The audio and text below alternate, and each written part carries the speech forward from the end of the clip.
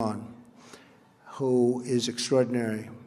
You know, for the different positions of secretary of this and secretary of that and all of these great positions, I'd see 5, 6, 7, 8 people. And we had a great transition. We had an amazing team of talent. And by the way, General Flynn is right over here. Put up your hand, Mike. What a good guy.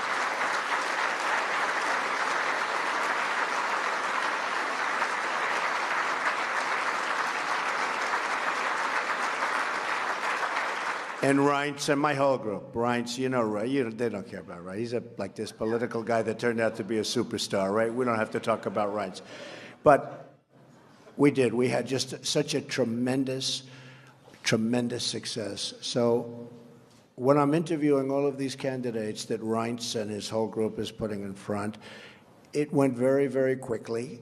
And in this case, went so quickly because I would see 6 or 7 or 8 for Secretary of Agriculture, who we just named the other day, Sonny Perdue, former governor of Georgia, fantastic guy. But I'd see 6, 7, 8 people for a certain position. Everybody wanted it. But I met Mike Pompeo, and it was the only guy I met. I didn't want to meet anybody else. I said, cancel everybody else. Cancel. Now, he was approved, essentially, but they're doing little political games with me. You know, he was one of the 3. Now, last night, as you know, General Mattis, fantastic guy, and General Kelly got approved.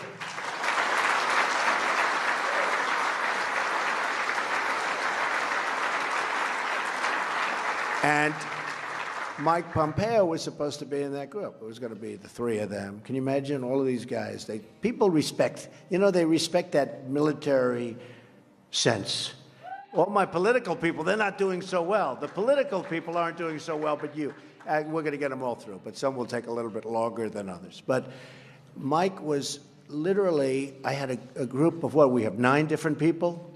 Now, I must say, I didn't mind canceling 8 appointments. That wasn't the worst thing in the world. But I met him, and I said, he is so good. Number 1 in his class at West Point. Now, I know a lot about West Point.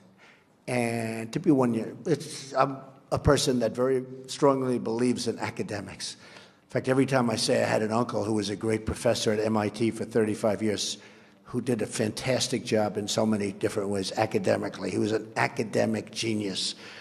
And then they say, there's Donald Trump, an intellectual. Trust me, I'm like a smart person. And I recognized immediately. So he was number 1 at West Point. And he was also essentially number 1 at Harvard Law School. And then he decided to go into the military. And he ran for Congress. And everything he's done has been a home run. People like him, but much more importantly to me, everybody respects him. And when I told Paul Ryan that I want to do this, I would say he may be the only person that was not totally thrilled, right, Mike? Because he said, I don't want to lose this guy. But you will be getting a total star. You're going to be getting a total gem. This is a gem. And I just...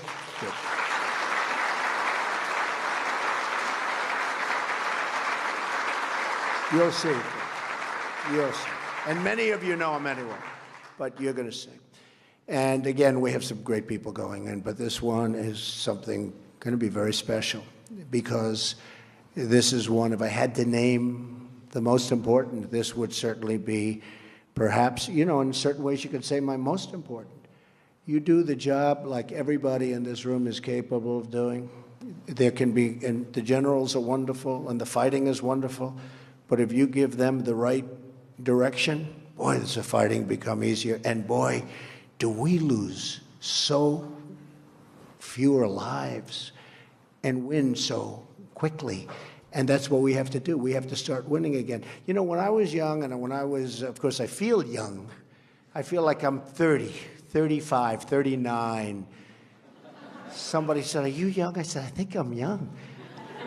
You know, I was stopping when we were in the final month of that campaign, 4 stops, 5 stops, 7 stops, speeches in front of 25, 30,000 people, 15,000, 19,000 from stop to stop.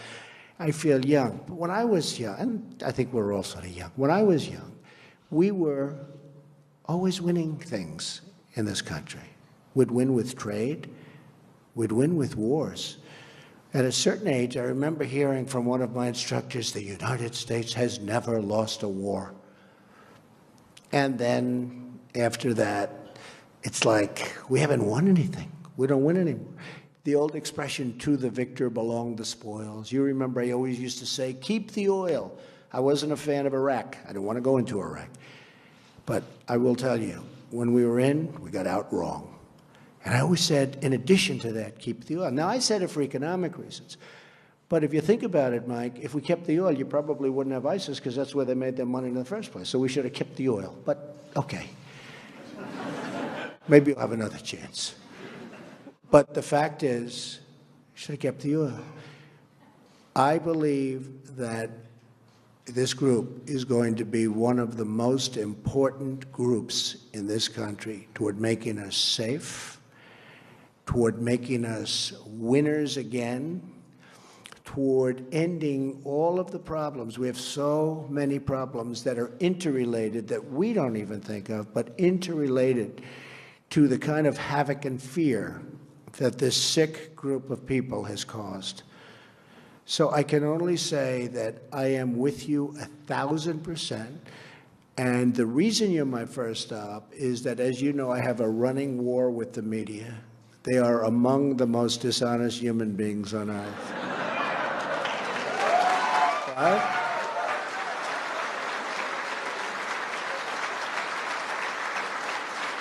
And they sort of made it sound like I had a feud with the intelligence community. And I just want to let you know, the reason you're number one stop, it is exactly the opposite. Exactly. And they understand that, too.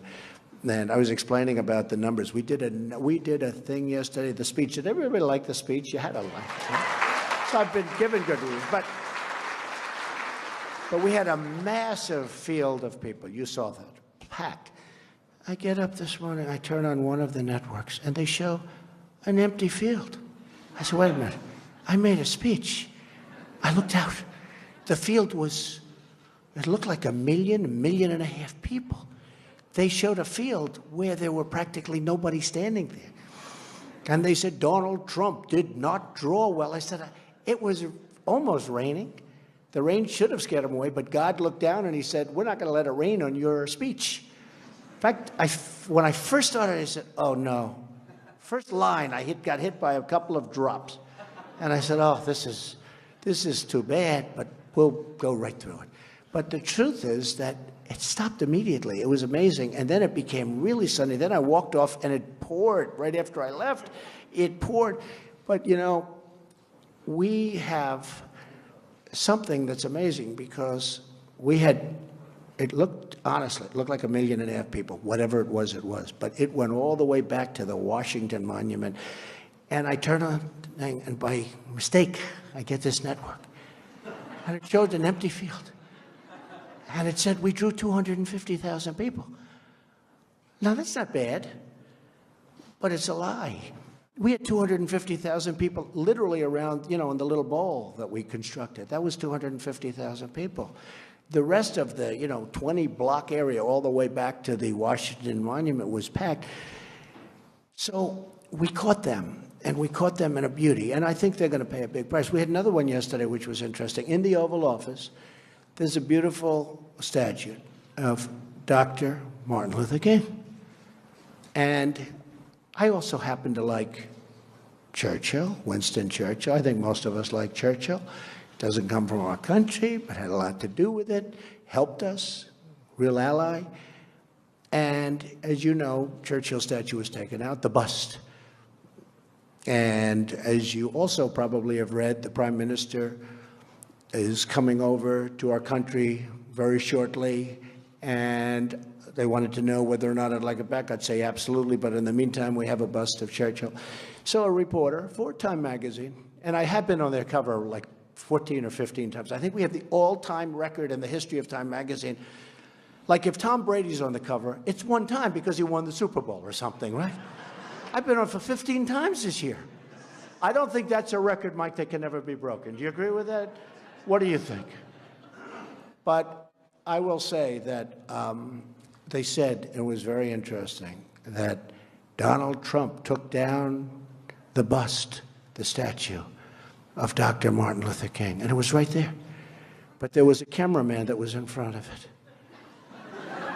So Zeke from Time Magazine writes a story about, I took down. I would never do that because I had great respect for Dr. Martin Luther King.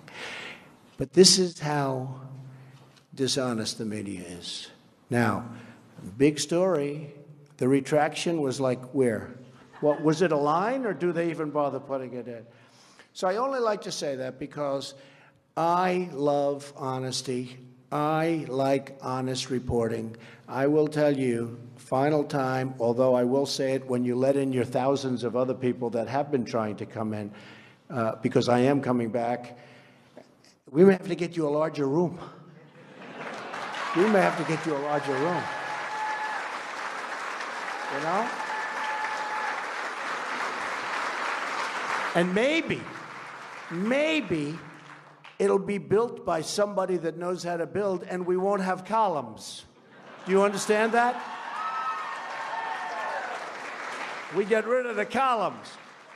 But no, I just wanted to really say that I love you. I respect you. There's nobody I respect more. You're going to do a fantastic job, and we're going to start winning again, and you're going to be leading the charge. So thank you all very much. Thank you, beautiful. Thank you all very much. Have a good time. I'll be back. I'll be back. Thank you.